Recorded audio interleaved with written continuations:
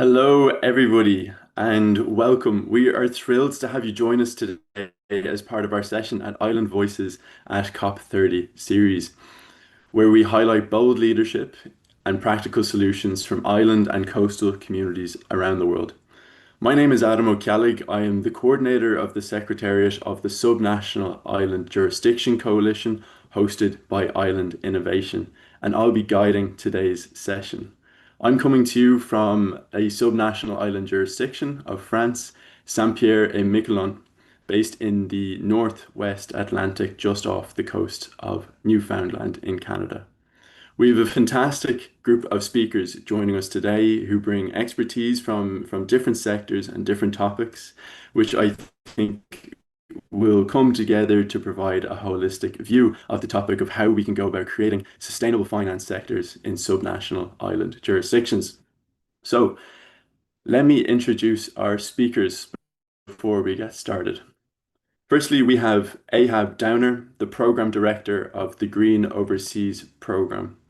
The Green Overseas Programme is funded by the European Union and implemented by Expertise France, and its aim is to contribute to sustainable, resilient, and inclusive development of European and British overseas countries and territories. The GO programme is working currently to bridge the finance gap for overseas countries and territories through building resilience and accessing international funds and working to ensure their voices are heard in global climate negotiations such as COP30. Second speaker, we have Miss Tanya August Phillips, MLC, Member of the Parliament of the Isle of Man. Deputy August Phillips has been in the Legislative Council of the Isle of Man for 8 years and has spent the last 4 years in a department dedicating to preserving the Isle of Man's UNESCO Biosphere national status. She now holds a position with political responsibility on the Isle of Man's Finance Board, where she plays a role in overseeing the delivery of the Isle of Man's Sustainable Finance Roadmap. Our third speaker today is Ben Bartle, Director of Catalytic Finance from RMI. Ben spearheads global efforts to mobilize and scale climate finance for clean energy projects in emerging and developing markets, such as islands. Ben has a strong record of securing funding for climate projects exceeding over $4 billion across 40 projects in recent years.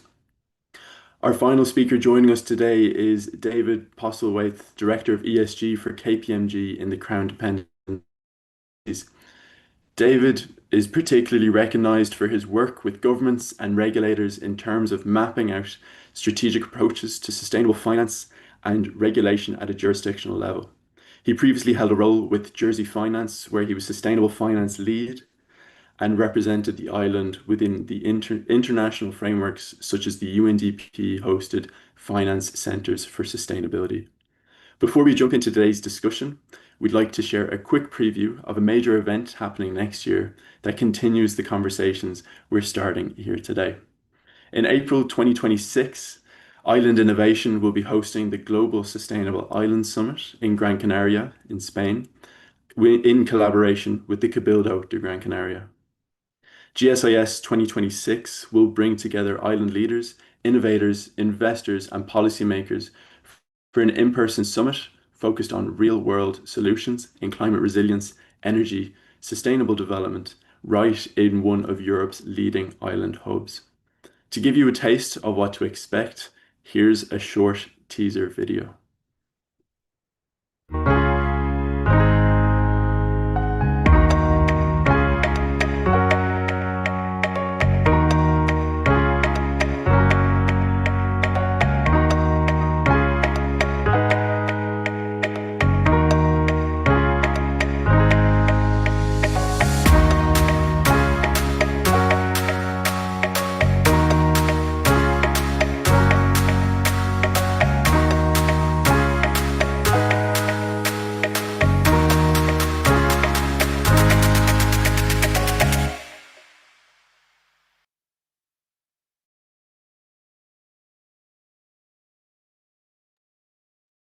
Now, we do hope you can all join us next April in Gran Canaria. And I understand we will be sharing a discount code for accessing tickets to GSIS 2026 later on in the talk.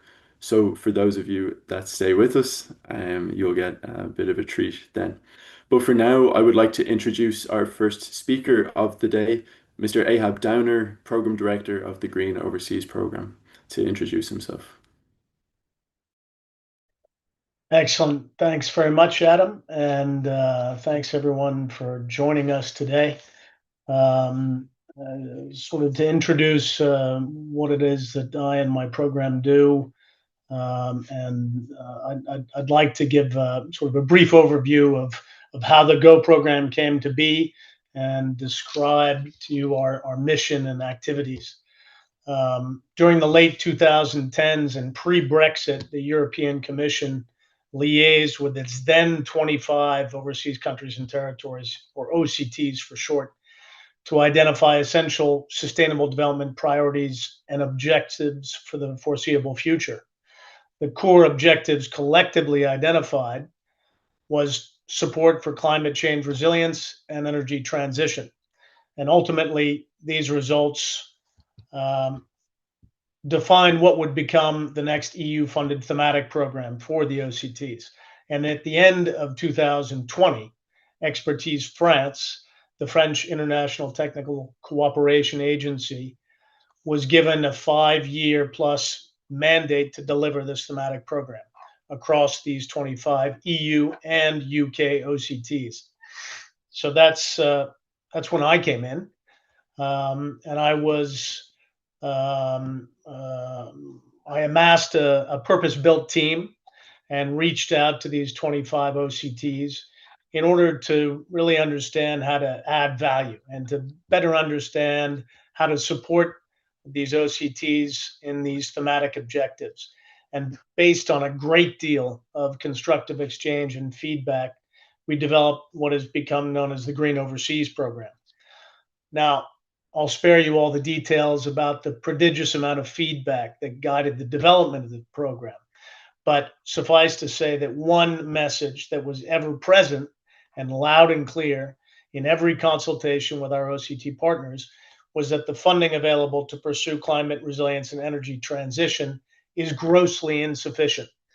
And especially given the dramatic surge of the rate of climate change over the past decade. So, in reaction to this feedback, in addition to the two core communities of practice developed specifically for climate resilience and energy transition, the GO team developed a third community, the GO Climate Finance Community. And today, for each of these communities, we organize workshops occurring in OCTs across the globe in order to catalyze and support fruitful exchange of ideas and best practice approaches among and between OCT representatives in collaboration and with support from a substantial network of resilience, energy, and climate finance specialists. In this spirit, last year in Brussels, we brought together some 150 island representatives and global specialists for a week-long climate finance forum. Furthermore, we just wrapped up a multi-stakeholder energy transition workshop on Saint Eustache in the Caribbean and another on Wallis and Futuna in the Pacific. And we're preparing a resilient food systems workshop in French Polynesia in December of this year. In addition to the GO communities, the GO program also developed and deploys what we call the GO facility, through which we and our OCT partners develop pilot projects related to our core objectives. Today, we have some 30 plus GO facility projects being implemented across 23 different overseas countries and territories. And the focus of these pilot projects is to test new resilience, energy, and finance methodologies, to strengthen the technical capacity of the OCT representatives, and to facilitate the launch of larger initiatives of this nature across our partner OCTs. Moreover, as part of a further but related request voiced by OCT representatives, GO program aims to build awareness in the proper spheres about the dire need to close the finance gap, which consistently undermines the ambition of OCTs to develop sustainably. And that explains my keen participation in today's panel discussion. Thanks very much.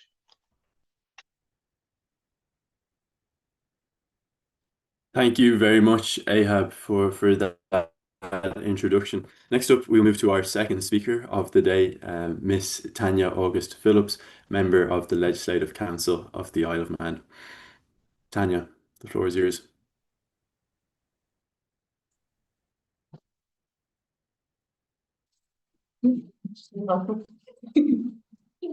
I do it.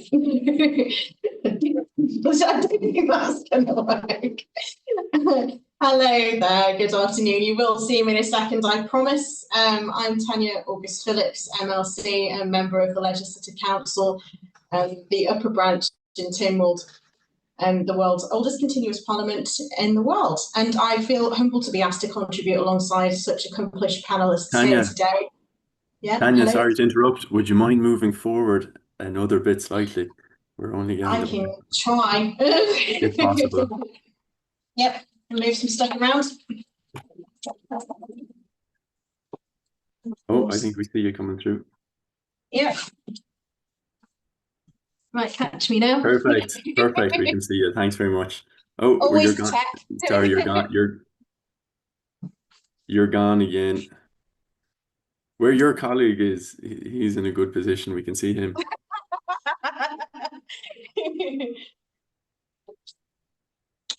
One second, we'll see if we can move the camera. Yeah, all good. Can you see me now? No, unfortunately not.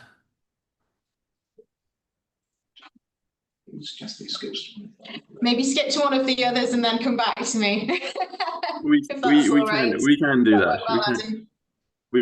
that. That's no worries. That's no worries.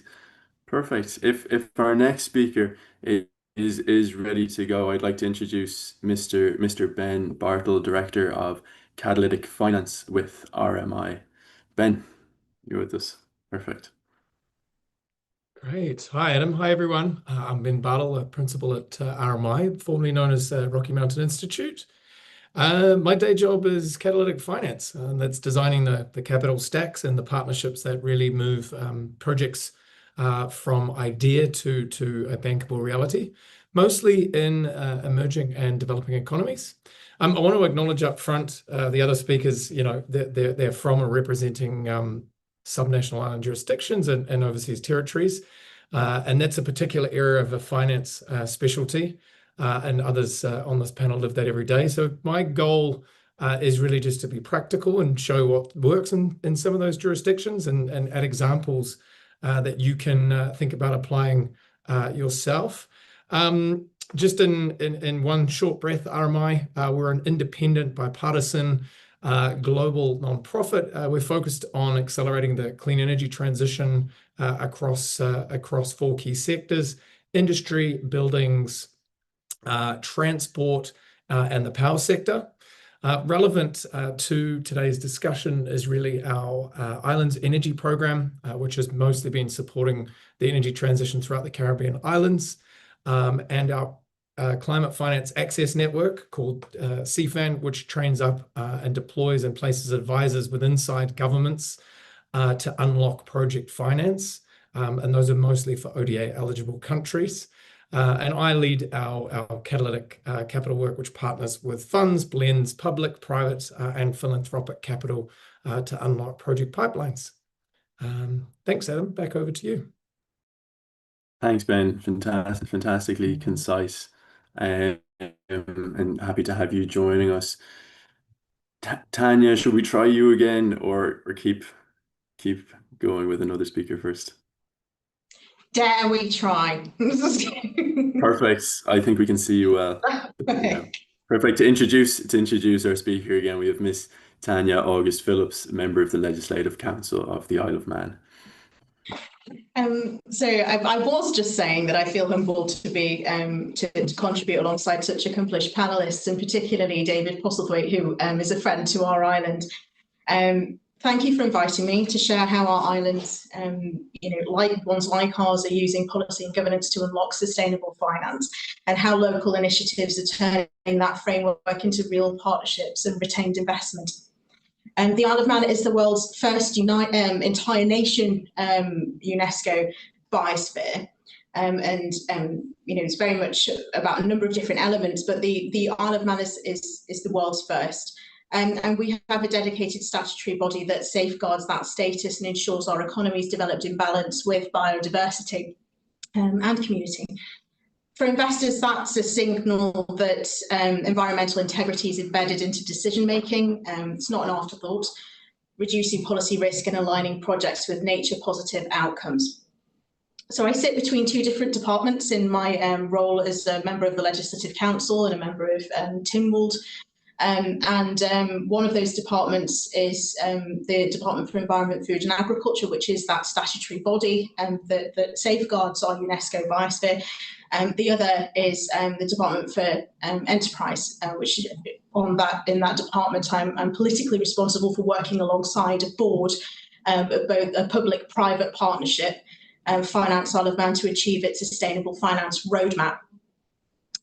The policy and governance measures that enable sustainable finance on islands, I will talk about, and I'll also talk about initiatives and legislation, what we're using to translate strategy into outcome. First, policy and governance. The islands need clarity, credibility, coordination to attract private capital. In the Isle of Man, we have our Climate Change Act, which provides exactly that, a statutory commitment aligned to the Paris 2015 goals to achieve net zero by 2050, setting legally anchored requirements that create a clear pipeline for transition investment. And that signals to markets that government capital, private capital are intended to work together within a stable legal framework. We pair that with practical standards. All new builds must meet modern installation requirements, which reduces emissions, creates bankable demand for green building products, retrofits, finance. Our supervision, the Isle of Man Financial Services Authority, our regulator, has issued guidance on greenwashing as well, with strong emphasis on consumer protection. Also introduced earlier on this year was regulatory guidance for financial services companies on building climate risk into their governance frameworks. For investors and firms, that means clearer product claims, better disclosures, better climate-related governance, higher trust, essential for scaling sustainable finance without eroding confidence. We've also structured our approach through government-funded sustainable finance initiatives. The roadmap, which is a 10-point plan, which will be delivered through focused working groups, of which we have 8. These groups bring the government, the regulator, and the industry together to implement the plan and elevate local businesses. So, for example, the banking group is exploring financial products to help households improve their properties. Exactly the sort of place-based finance islands need to meet energy and affordability goals simultaneously. We know public money alone can't meet our climate objectives. The transition will depend on the ability to mobilise private capital at scale. Our Sustainable Finance Initiative is designed to do exactly that. So it acts as a bridge between public policy and market opportunity, and that ensures that private capital is directed towards projects that deliver both environmental impact and also economic value. In addition to supporting our climate goals, the initiative also serves as an engine for sustainable economic growth on the island, and it helps our financial sector to innovate, to diversify, and to strengthen that role in the global market as well. So turning to initiatives that support partnerships and investment retention, we have one tangible example. Crossox Fields is a conservation project that also generates carbon credits. A local bank is underwriting the costs, effectively turning conservation into a financial instrument that can be financed and measured and scaled.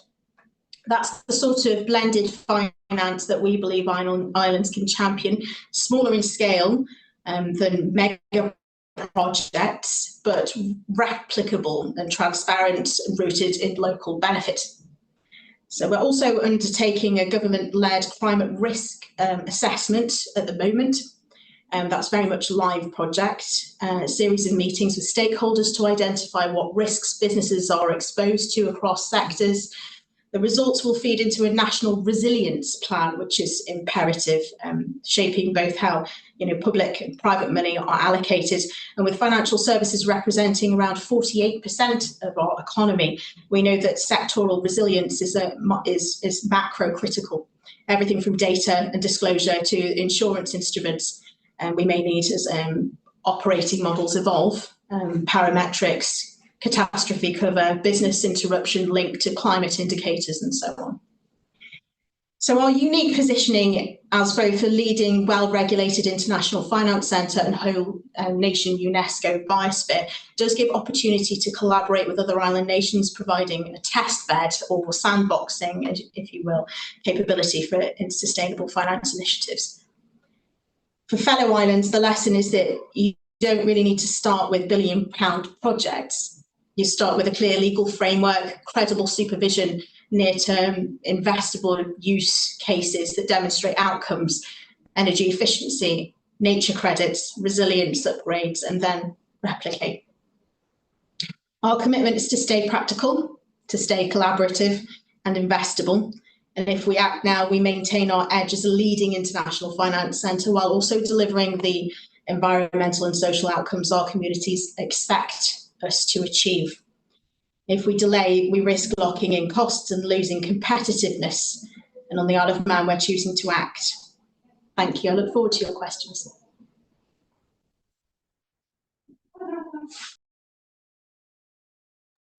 Thank you very much for that introduction. And now on to our final speaker of the day before we open up to more general conversation and audience questions. I would like to introduce Mr. David Postlethwaite, Director of ESG with KPMG in the Crown Dependencies. David, the floor is yours. Thanks, Adam. Delighted to join you today. As you've already mentioned, I'm a director in KPMG's Island Group. So whilst I sit in the Crown Dependencies and my responsibility is primarily for the Crown Dependencies, so Jersey, Guernsey and the Isle of Man, which are obviously subnational islands, I sit within a broader team that covers 11 island jurisdictions ranging from sovereign island nations like Malta, Jamaica as well on the other side of the Atlantic, to other islands that share a similar international finance centre model to Jersey and Guernsey and the Isle of Man, so Cayman, Bermuda, so 11 islands in total with very different economies, very different levels of development in terms of their finance centre expertise or the importance of those financial services to their economies. But what they all have in common is that to some extent they are exposed to sustainability related risks and opportunities. Those risks and opportunities may look different, but really understanding those risks and opportunities is crucial to continued economic development and prosperity for those islands. So that's what makes it really interesting. My background is as a lawyer. So I came to sustainable finance primarily through the growth of regulation and policy in this area, which I appreciate is quite a European perspective on sustainable finance. So I'm coming at this from the angle of mandatory disclosures for the asset management and banking sectors, the development of global standards around reporting and that sort of thing, which are all useful instruments, I think, in driving change. But there is an increasing recognition that sustainability needs to be about generating economic value as well. And I think that's where my current role comes in. So having worked, as you mentioned, at Jersey Finance to develop a sustainable finance roadmap for the island, which was all about capitalizing on the opportunities for sustainable finance and also ensuring that Jersey as a finance centre continues to be a resilient and relevant finance centre as client expectations evolve. I've now moved into a role at KPMG where I've been fortunate to advise a number of governments on similar topics, really. So we work with governments and regulators to explore what does sustainable finance mean for their islands, both in terms of protecting their reputations, protecting their position as well-regulated jurisdictions, protecting their market access, protecting them from the risks around particularly greenwashing, which we know is a global issue at the moment. And Tanya mentioned that the Isle of Man has taken steps in terms of protecting itself from those risks. But also increasingly, we're seeing a desire to adapt and evolve to capitalize on the opportunities to play a role as platforms for deploying sustainable capital. One project at the moment, for example, is looking at the opportunities where fintech and sustainable finance converge. So think tokenization of green bonds or tokenization of carbon credits or other green finance instruments. What's the role for fintech to support the scaling of those sustainable financial instruments? And how do you put a pragmatic regulatory framework around that allows you as an island to enable those flows to happen, but also to generate a risk balanced approach for the island that allows you to capitalize on the economic opportunities, but also protect yourself from potential reputational harm to investors, etc. So very interesting. And then sort of ancillary to that, really growing out of that, we've developed a practice around international organizations that are increasingly seeking to crowd in private capital into the gap left by shrinking development budgets. So we've become a trusted partner to a number of international organizations. Started off evaluating the effectiveness of some of their debt capital markets transactions where bonds had been issued. And it's evolved into broader kind of strategy advice around techniques such as creation of climate innovation funds or increasingly endowment funds as well, to provide consistent streams of revenue and kind of smooth out some of the challenges presented by the current geopolitical situation. So that's in a nutshell the practice. It's constantly evolving, but I'm really pleased to be here today. David, thank you very much for that introduction. It's fascinating. Just I suppose hearing you talk, and Tanya talk earlier about financial risk, and we also have to deal with obviously climate risk and how we can balance the two at the same time. So we're now moving into a more open conversation for the rest of our time here today, the panel discussion. But firstly, I'd just like to give a shout out to the audience. I've had a look through the list of participants, and it's great to see so many familiar faces or names, at least. And thank you for coming back. And I welcome anybody who's joining us for the first time. So look, to get us started on the questions, maybe to you, Ben. I'd like you to set the context. We're having this panel discussion as part of the Island Voices at COP30 series alongside COP30, which is currently taking place in Belém. You recently wrote a piece talking about COP and what we're looking to get out of it. So your piece was From Bottlenecks to Breaking Ground, Why COP30 Must Prioritize Early Stage Project Preparation. So you and RMI and your colleagues there have done a lot of work looking forward to COP. So the question to you is, what are we looking to get out of the next 2 weeks? What does success look like? Right. Well, thanks, Adam. That's always a very reasonable but also difficult question to answer for any COP. Usually we go into it quite ambitious and come out disheartened. So let's hope that doesn't happen this year. But two quick reasons why I think this COP really matters. First, we're in an NDC, or nationally determined contribution reset year. This is a year when countries are expected to sort of table their new or strengthened NDCs by 2025. And this is where ambitions get judged up against this 1.5 degree of warming pathway, which we agreed in Paris. Second, it's really a test on whether finance moves from what's been pledged, and we always hear about pledges at COP, to actual pipelines and investment. That's what's most important for island nations. It's getting from these big numbers to real bankable and prepared projects on the ground. And as you mentioned, rightly so, that's from RMI's perspective, is what was really spelled out in that From Bottlenecks to Breaking Ground report. Where is that early stage project preparation funding? And why is it such a weak link from getting projects from the back of a classroom or from a board of directors or from a ministry onto nuts and bolts and investments on the ground?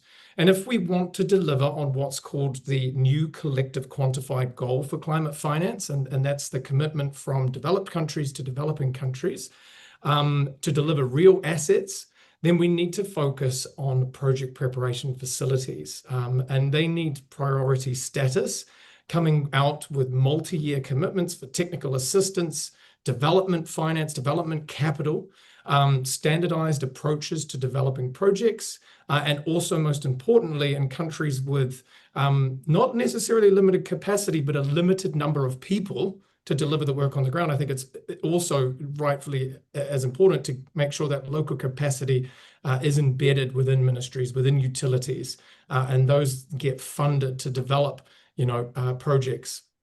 So think committed funding, liquidity for those projects, not just one-off grants. So what to watch out for at the COP, I think it sort of fits into three buckets. It's the finance architecture and the delivery of that finance. So think about the new collective quantified goal, NCQG. It's a mouthful. We need to see the implementation details of that, right? What is truly concessional finance, i.e. provided to governments at rates below market in order to make these projects financially viable? Who's going to take the lead on that among the developed countries? Who's committing real finance to those projects? And what's the timeline to scale towards the trillions that's needed, and to clear this sort of burden sharing, which is a real commitment under COP in tackling the cost of climate change. Also, we should be looking at the loss and damage fund. It's now fully operationalized post COP29. We should be watching out for new contributions and access modalities. How can islands access that funding for loss and damage, particularly for those of smaller administrations who really will actually use that in 2025. Also, one thing to look out for in terms of the architecture is using forests as bankable resilience. Now, that's a new thing. Brazil's Tropical Forests Forever Facility, I think it's called, or fund, is a new proposal, and it's an endowment style model, and it pays contributions to keep forests standing or in the ground. It's kind of going to be a bellwether to predictable revenue. Predictable revenue is something quite important I'll talk a little bit more about later, but it's predictable revenue from ecosystem services. Ecosystem services are entirely critical in these small islands, the services that they provide for people and for subsistence. Important also to crowd in private capital alongside that public finance. Also looking for country platforms, project preparation facilities, multi-country vehicles, that are looking to standardize and aggregate small projects, particularly in Pacific and Caribbean islands, where you can start to aggregate pools of capital and projects. We should be looking out for guarantees or insurance windows, and also local currency channels through those systems, which are very important to get things financed in the same currency that offtake or that things are being paid for in. And that's going to really allow islands to shift from pilots to portfolios. And I think finally, just signals that really matter for islands, we should be listening for patterns that can lift and adapt. Things about predictable revenue, earmarked levies from tourism, repeatable structures, and things that markets can really understand. Labels, green labels, listings investors can use. And I think Tanya will speak to this a little bit more as well. Committed funding, liquidity. We need to make sure that there is a pool of capital that can invest. If it's not on the island, then where is it coming from? These are the ingredients, from my perspective at least, that make small really look big and bring sort of a bankableness, if that's even a word, to subnational island jurisdictions and overseas territories. Definitely. Thanks for that, Ben. Look, there's a lot to look out for over the next 2 weeks and going forward after the COP process, because I think that's the important piece as well, as the conversation about the environment shouldn't just be happening for 2 weeks in November, nor should we be trying to represent subnational island jurisdictions just for 2 weeks in November every year. It should be a 52 weeks of the year thing. But to talk about project preparation, I think that allows AHAB and the Green Overseas Programme to come into the conversation nicely and to talk about your work. AHAB, I know some of your colleagues and expertise, France, are on the ground in Belém. So what are some of the things that the Green Overseas Programme and OCTs from the UK or the EU are looking to get out of COP? Yeah, thanks, Adam. Well, at this COP, I think Benjamin underlined the fact that this is an especially important COP. This is 10 years after the Paris Agreement. This is the COP 30. We're well into the subject matter now. There's a confirmed that we're going to go over the 1.5 Celsius target.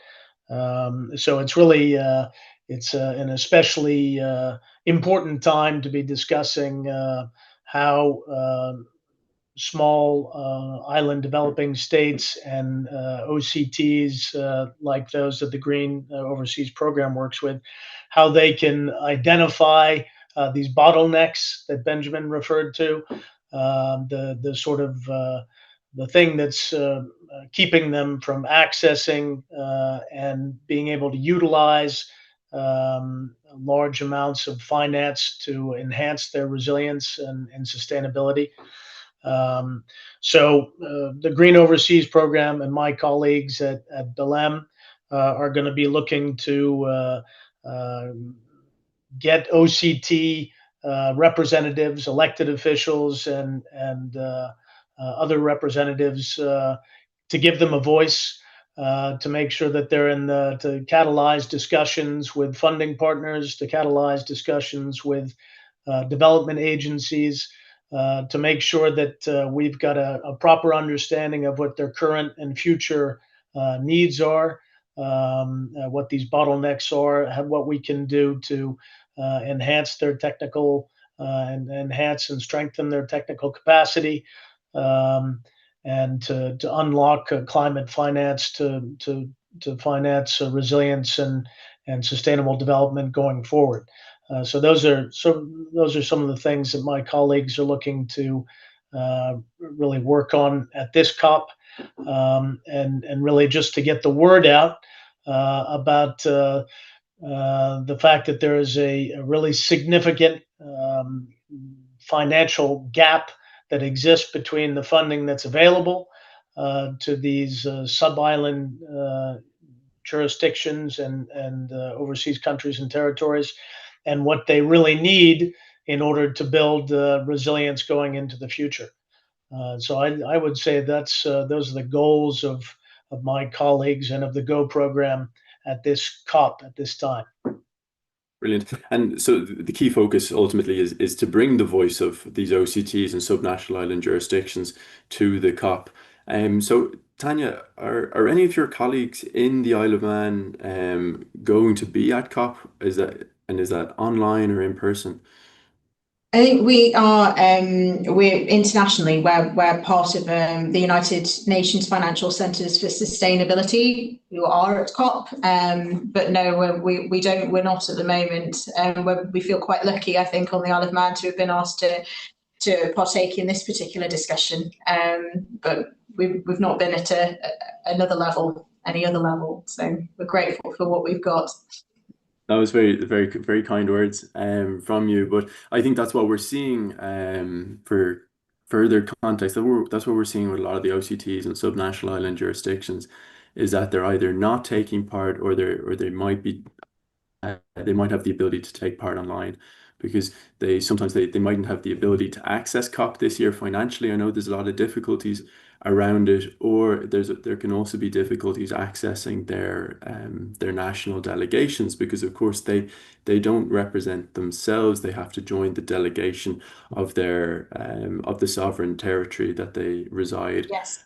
under. But then just to move the conversation past COP and to talk a bit more about how do we create sustainable finance sectors. David, you're based in the Crown Dependencies. You're based in Jersey, and again for everybody, the Crown Dependencies are the Isle of Man, Jersey, Guernsey, and their respective islands as well. But you're under the KPMG Islands Group. So just maybe can you explain to us some of the differences that you're seeing between Jersey and Guernsey and the Isle of Man, and some of the islands that are being represented by KPMG Islands in the Caribbean, like Cayman or BVI? Yeah, thanks, Adam. I mean, it's as I mentioned in my introduction, we cover 11 islands in total, and the differences between those islands can be really stark, and they're at multiple levels. So there are differences at the economic level, both in terms of economic development. Some are middle-income countries, Trinidad and Tobago, for example. Some are what we consider more developed economies. There are very stark differences in terms of demographics in those islands as well. So, that clearly feeds into policies and focus. There's a difference in terms of exposure to physical climate risk. So clearly, some of the islands in the Caribbean are very much on the front line of climate change and are already seeing the effects of more extreme weather events and so on, and don't necessarily have the robust infrastructure needed to deal with it. Their debt levels are very often a barrier to adaptation in particular. So some real challenges there. There are differences at policy level as well. You mentioned representation at COP, but some of the islands that we operate in, for example, have not yet had the Paris Agreement extended to them because they rely on the UK for that to happen. And that then has a knock-on impact on the, I suppose, the state of their own net zero planning and commitments. So that then trickles down into a number of areas, specifically in the financial services space, which is obviously my particular area of expertise.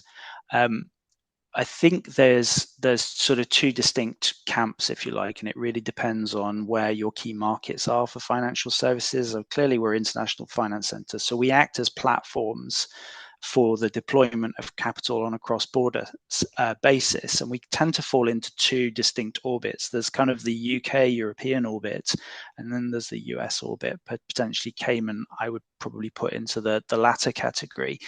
And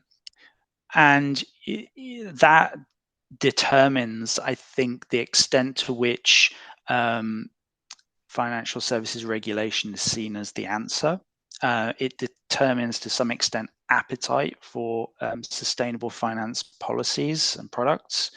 But even within those two buckets, is actually less simple than it looks, particularly on the other side of the Atlantic, where you have islands like Bermuda, for example. So Bermuda has a very strong insurance sector. It's something like a third of global risk is reinsured through Bermuda, right? So it plays a very important role in the global insurance system, and it has potentially a massive role to play in developing new products such as parametric insurance that can really help to solve some of the challenges of small island nations when it comes to climate change and developing countries when it comes to extreme weather events, etc. And they have the data. They're sitting on a bunch of data and expertise that you don't need to persuade them that climate risk is a thing. They're fully cognizant of that, but they're also cognizant of the fact that some of their key markets are in the US, and depending on who you're talking to, you might need to adapt your language. So California, New York, very much states that are still committed to their own net zero targets. You've got asset owners, investors, etc., still very much committed to the sustainability agenda. Other states, as we know, that's not necessarily the case, and at a federal level, we're seeing a lot of rolling back. On our side of the Atlantic, where Jersey, Guernsey, and the Isle of Man probably look to for our kind of key source of inspiration on sustainable finance, there's definitely been some backtracking as well, right? We're not immune from that. The EU is kind of rolling back some of its mandatory sustainability reporting standards in the corporate space. The UK has been developing a green taxonomy for years. We've never seen that project actually come to fruition. So that there has definitely been a slowing of policy making in that space. But nevertheless, the development of policies in the wider economy around renewable energy, etc., continues to push ahead. So the demand for capital is there. And that's why I say, if you're prepared to kind of capitalize on those opportunities, there is definitely opportunity to be had. In the European Union fund space, for example, which is a key market for us in Jersey, asset managers marketing into the EU. Something like 60% of funds now marketed into the EU, whether it's in the alternative space or the retail space, have some sort of ESG characteristic. So if you're not one of those funds offering a product that's aligned to that demand, then you're going to find it very difficult to fundraise. Therefore, if you're an administrator or a fund manager sitting in Jersey, you need to be able to service that type of product. It's absolutely essential for the resilience of your business, continued market access, etc. So yeah, it's a mixed picture, but those spheres of influence I think are really important to keep in mind.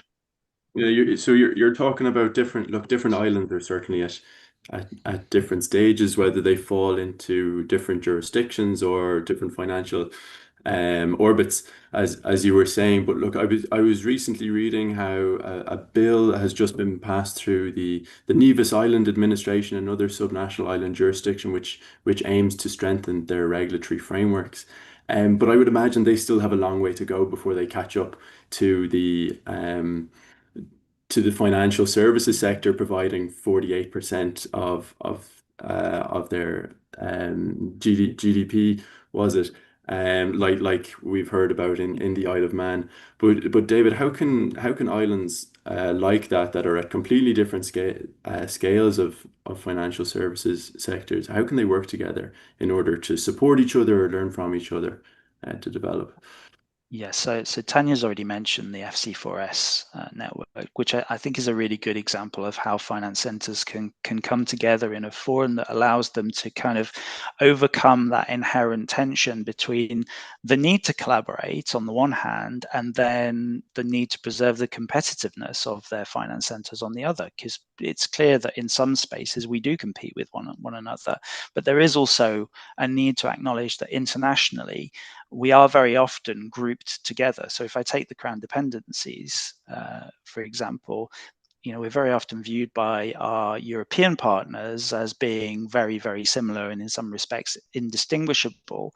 And we tend to follow each other closely on the adoption of what we consider to be global standards that allow us to preserve our reputation and integrity as finance centers. So there is a track record of cooperating, whether it's in terms of anti-money laundering standards or tax transparency standards, etc., getting ourselves to the stage where we're able to kind of shrug off the age-old kind of tax haven label. That has taken cooperation between the islands. So there is clearly a pathway for that, but it's finding the right forums that enable that. I think FC4S is a great example.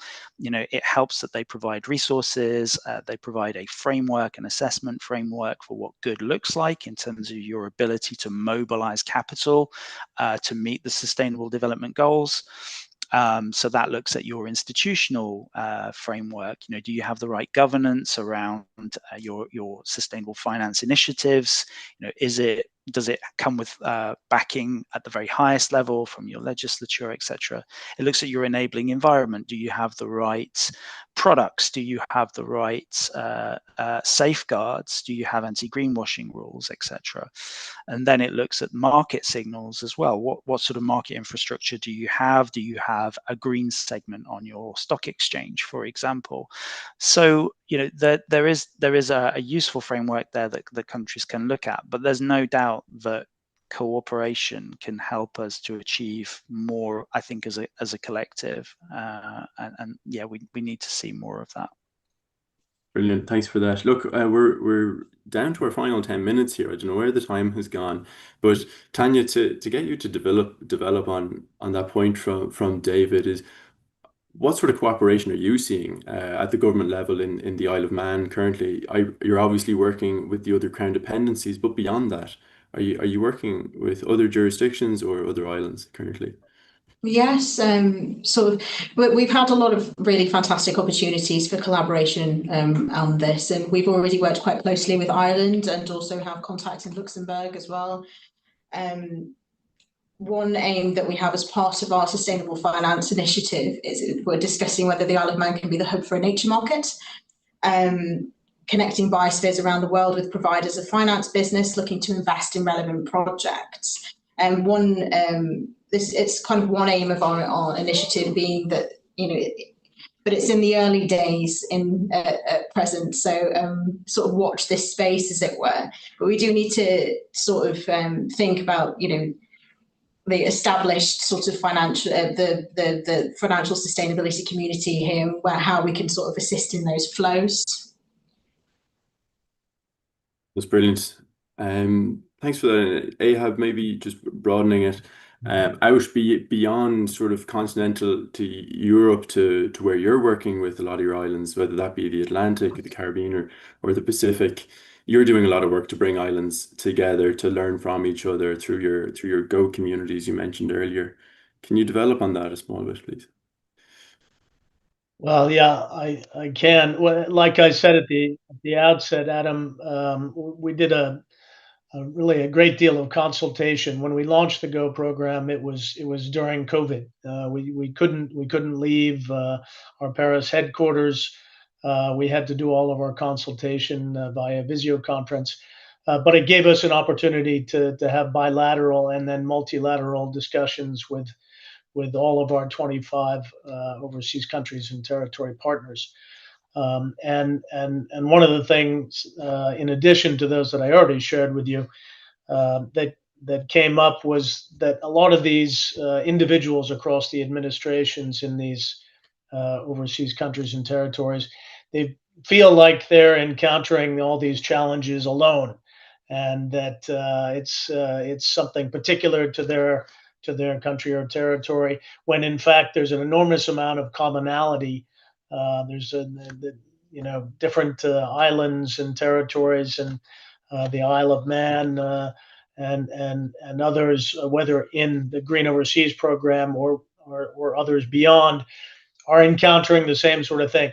So enabling them to get together and to share best practices and to look at what works in terms of sustainable development initiatives, what works in terms of sustainable finance, what doesn't work, what pathways are open, is a really useful exercise. And the Green Overseas program, we have a very significant carbon footprint, which we're looking to offset. But we have that footprint because we've gone to extreme lengths to bring people together physically. Having online sessions, I think, is very useful to build and strengthen technical capacity of individuals. But it's difficult for people to get excited about that. But when you get them in a room together over a period of days, talking about subject matter that really speaks to them, magic things happen. And so our program has really put a lot of emphasis on that. And it takes an enormous amount of logistics and preparation and coordination. But ultimately, we found that that's really useful exercise. And though it's expensive and it has all sorts of constraints, we've found that to be really useful.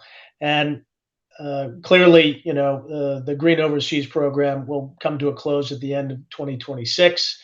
The UK overseas territories will not be included in any further upcoming EU effort of a similar nature. And I'm certainly, me and my colleagues and those UK overseas territories that we work with are very keen to know and are hopeful that the UK government will be looking to catalyze the sort of exchange that we've been successful in promoting, because we found it to be very useful. And obviously, individuals like the people on this panel today have an enormous amount to share, and I think it's important that we find methods by which to share it.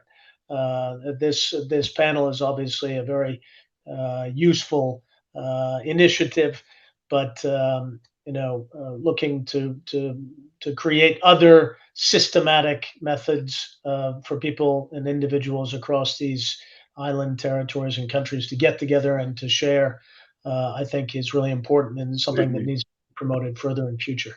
Certainly, I think there's, to echo what you said, there certainly is a bit of a magic when people do come together, and that allows me to remind people about the Global Sustainable Island Summit next April in Gran Canaria in Spain, of which there's further information in the chat. Before we come to Ben to provide sort of some concluding remarks, there's a question in the chat that might be relevant to you. So the cabinet in Cayman recently approved to seek the Paris Accord extension for Cayman. Have you seen this happen in other OCTs that you're working with, and has there been any benefits or incentivization as a result that might support sustainable finance in the jurisdiction? Well, that's a very good point. The OCTs, these 25 that the GO program works with, find themselves between a rock and a hard place. They're attached to a mother country that is deemed to be wealthy and well off and not in need of any assistance. So these OCTs are not eligible for a lot of the sort of traditional funds that other SIDs are eligible for. And yet, oftentimes, they don't get the funding they need from their mother countries. And so that's something that's important to note. So have you seen, has this happened, David? Maybe you can Greenland. jump in on this. Happened in Greenland. Greenland has become a signatory of the Paris Agreement, and as such should have access to funding that SIDS have, and the Caymans Initiative should open access to them as well. But I'll let Perfect. David comment. Thank you. Yeah, thanks. I mean, I think from our perspective, so Jersey, I believe the Isle of Man as well, and Guernsey have gone through the process of having the Paris Agreement extended to them, which is a sort of constitutional process involving the UK actually sort of ratifying our participation, and therefore I think we then contribute to the UK's NDCs, which then means that nationally at a local level we need to develop a net zero program that's consistent with that. But from the finance sector's perspective, in terms of being able to sell sustainable finance services, I think it's about walking the talk. I mean, it is quite unattractive, really, to try and sell sustainable finance services from a jurisdiction that isn't committed to the same targets as everyone else. And I think it is increasingly becoming a market access issue as well. So I wouldn't be surprised if we see jurisdictions like the EU tightening up access for funds or managers or products that are domiciled in jurisdictions that are not signatories to the Paris Agreement. This is clearly not aligned with their own objectives in terms of, the green finance plan that they've made, and it puts their own sort of financial services sector at a potential disadvantage, right? If they're being undercut by other participants in the market who are not subject to the same rules. So yeah, I think it's difficult to say, yes, it's an essential feature of having a sustainable finance sector, but equally it feels like a bit of a hygiene factor. Oh, perfect. Thanks for that insight, David. Look, coming to Ben to wrap up our discussion here. Key final question for you is maybe you can talk about how catalytic finance can mobilize investment for priority climate needs in the context of everything that we've discussed already today. Yeah, absolutely, Adam. Just with 1 minute left, let me leave folks You with a few can key takeaways. take a moment or two longer if you need. Yeah, sure. As we've really heard today from everyone, fantastic contributions on the panel here. So our islands are really sitting in different orbits, right, from others, UK, EU islands, US islands. they're facing different debt loads and different physical risks. And some must even, access catalytic finance or COP through sovereign delegations, right? Or wait on the Paris Agreement extensions, as we've heard. So catalytic finance really has to be modular. It needs to be fast. It needs to be copyable. We can look at some key regularities we see in that type of finance. First, it's around liquidity and understanding risk. And as David said, finances don't fund hope, they fund calculable risk, right? So when shock hits, we also need to have cash, land and days, sort of parametric insurance. And the Caribbean Parametric Insurance Fund has paid out Jamaica within the sort of 2-week framework that it should have. So that's something that actually works. So think parametric pools, think reinsurance data, and expertise hubs that we see in the likes of Bermuda for that type of product. Second, I think it's really critical to make sure that revenue is predictable. It's tied to stable local charges, either on bill through the income from the sale of renewable electricity, through tourism levies, through service payments, earmarked levies, tourism visitor fees. These are models that can turn nature and resilience into a product that can be sold and capitalized upon. Unfortunately, we are in this situation where we need to cost nature into cash flows so that people can price. Third, I think, we've heard today a number of repeatable structures, particularly from Tanya as well, that, international market aligned frameworks provide those credible labels that financiers need to offer listings on stock exchanges, fund designations that investors, already really trust.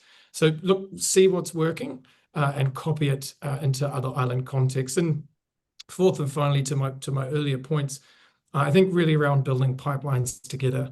It's that project preparation capital that we really need to start ring fencing, that we need to send home to folks who are funding both globally and nationally for the sovereign jurisdictions. And lastly, of course, where islands are stretched, in terms of staff and people on the ground that are working on this. They wear many, many hats.